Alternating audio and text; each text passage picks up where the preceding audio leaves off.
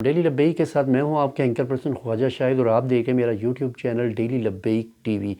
تو میری تمام دوستوں سے گزارش ہے میری اس چینل کو سبسکرائب بھی کریں، لائک بھی کریں اس ویڈیو کو، اور شیئر بھی کریں آگے۔ تو آج میں آپ کو سورہ جو ہے آیت الکرسی کی فضیلت بتانے لگا ہوں کہ جناب ویسے تو آیت الکرسی کی بہت ہی فضیلتیں ہیں۔ آپ مکان پہ رات کو سوتے ہوئے اپنے پہ بھی دم کریں، اپنے جہاں پہ آپ کی دکان ہے، مال ہے، جہاں پہ آپ کا مکانات ہیں، وہاں بھی آیت الکرسی کا جناب کم از کم 3 بار پڑھ کے دم کرے، اللہ کے حفظ و امان میں دیتے۔ لیکن آیت الکرسی کی فضیلت کا ایک عجیب واقعہ میں آپ کو سنانے لگا ہوں۔ یہ واقعہ ہے حضرت حسن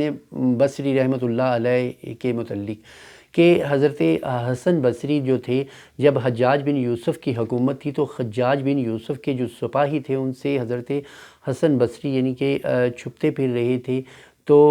وہ حضرت خبیب اجمی رحمۃ اللہ علیہ کی عبادت گاہ میں پہنچ گئے، اور جب سپاہیوں نے حضرت خبیب اجمی رحمۃ اللہ علیہ سے پوچھا کہ انہوں نے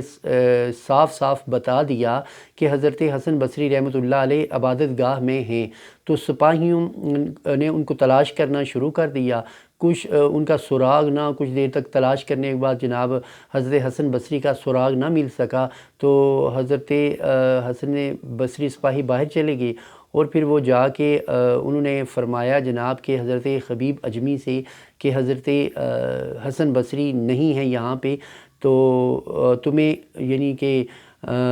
دروغ گوئی یعنی کہ جھوٹ بولنے کی جو سزا ہے اس پہ جناب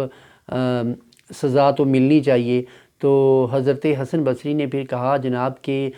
میں نے آپ کو کہا ہے کہ فلاں کمرے میں اس عبادت گاہ میں وہ میرے سامنے گئے ہیں۔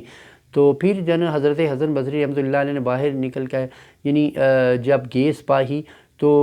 پھر جناب تلاش کر کے پھر واپس آئے، تو پھر کوئی نہیں وہاں پہ ملے، تو حضرت حسن بصری جب رحمۃ اللہ علیہ باہر نکل کر آئے اور فرمایا اے حبیب، آپ نے تو استاد کے حق کا بھی پاس نہ رکھا، تو صاف صاف یعنی ان کو میرا پتہ بتا دیا۔ انہوں نے 3 بار مجھ پہ ہاتھ رکھا لیکن وہ مجھ کو ڈھونڈ نہیں سکے، تو آپ نے یہ کیا کیا؟ تو حضرت جو حبیب اجمی تھے انہوں نے کہا جناب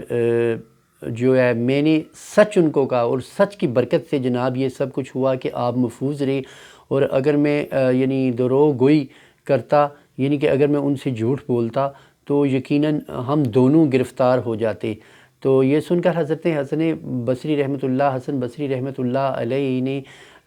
پوچھا آخر آپ نے کیا پڑھا تھا کہ میں انہیں نظر نہیں آیا؟ تو آپ نے جواب دیا 2 مرتبہ آیت الکرسی، 2 مرتبہ قل هو اللہ احد سورہ اخلاص یعنی، اور 2 مرتبہ امر رسول سورہ بقرہ کی آخری 2 آیات۔ یاد رکھیں کہ یہ 2 آخری جو آیات ہیں سورہ بقرہ کی، اگر آپ پہ کوئی کہتا ہے نا کہ فلاں کا جادو سر چڑھ کے بولتا ہے، تو باتوں سے بات نکل گئی کہ اگر کوئی کہتا ہے کہ فلاں کا جادو سر چڑھ کے بولتا ہے، بنگال کا جادو ہو گیا، اس جادوگر کا فلانے کا، تو یاد رکھیں کہ جس بندی نے سورہ بقرہ کی پہلی 10 آیات اور آخری 2 آیات امر رسول سے لے کے آخر تک صبح کے ٹائم پڑھ کے اپنے پہ دم کر لیں، اپنے گھر والوں پہ دم کر لیں، اور اس کے بعد رات کو سوتے ہوئے آخری 2 آیات امر رسول سے جو آخری سورہ بقرہ کی آیتیں پڑھ لیں، تو یقین کریں نہ کوئی سایہ، نہ جنات، نہ کوئی سر چڑھ کے بولنے والا جادو اس کے ساتھ یعنی کہ جسے کہتے ہیں ٹچ بھی کرنا، اسے ٹچ تک نہیں کر سکتا، جتنا مرضی یعنی کہ اس جادوگر کا جادو سر چڑھ کے بولے، جنات طاقتور سے طاقتور ہوں، تو یہ آیتیں اس طرح اللہ کی، یہ پاک کلام کی آیتیں اس طرح بندے کی اپنے حفظ و امان میں رکھتی ہیں۔ اور یاد رکھیں دنیا کا سب سے زیادہ خوبصورت پودا محبت کا ہوتا ہے، جو زمین میں نہیں بلکہ دلوں میں اگتا ہے۔ اپنے گھروں کے ماحول کو خوشگوار رکھیں، کسی کی بات ناگوار گزرے تو اس پہ صبر کریں، اپنے غصے کو پی جائیں اور دوسروں کو معاف کر دیں، اور معاف کرنے کا جو فعل ہے اسے جناب بار بار دہرائیں کہ اگر کوئی آپ کے ساتھ غصے سے بھی بولے تو آپ پیار سے بولیں، یعنی کہ رزق کا یہ واسطے یہ جو آپ کا فعل ہے یہ رزق کی یعنی کہ جو واسطہ ہے اس کا سبب بھی بنتا ہے، اور اللہ تعالیٰ ایسے محسنین سے محبت کرتا ہے جو جناب